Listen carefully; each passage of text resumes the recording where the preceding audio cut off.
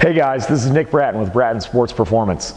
So I've put out a couple of acceleration videos, the first one being our wall sprints that we go through. And in our last video I talked a little bit about our acceleration progression, and one of the things that I had listed in there was our sled progressions, but this isn't something that we've actually gone through on our YouTube channel or in any of our content yet. So I wanted to take a moment to kind of go through that, show you guys what the setup is and why we use it. So Chandler's going to help me out here. When we go through this, typically we're going to use a fairly light sled. So we only have 45 pounds on here right now. So when we get in the start position, we're going to transfer over what we do in that wall sprint over to this sled march. So we're going to start with a march first, then we'll do our run. So when he gets set up, the body's flat, his hands are in front of his shoulders, the heels are slightly elevated, he's looking down at the plate.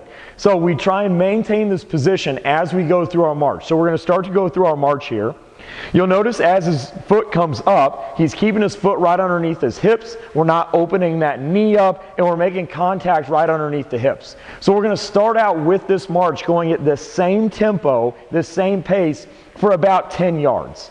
Now, once he gets to the end there, we're going to do an A run on the way back. Now, when we go through the run, the sled is going to move at the same speed, but the feet are going to move a little bit quicker. Now, again, something that we talk about in our wall drill is how our environment affects our body. I'm looking for here that our body's able to stay in one similar position while the feet are moving. So I shouldn't see a lot of bouncing through the upper body. There's not a lot of side-to-side movement. Everything is done through the lower body. So we're going to go into our run here. Same thing. You'll notice as Chandler's going through this that we're still making that contact underneath the hips. As the knee comes up, the foot stays tucked back underneath the thigh, and we're able to drive through that sled.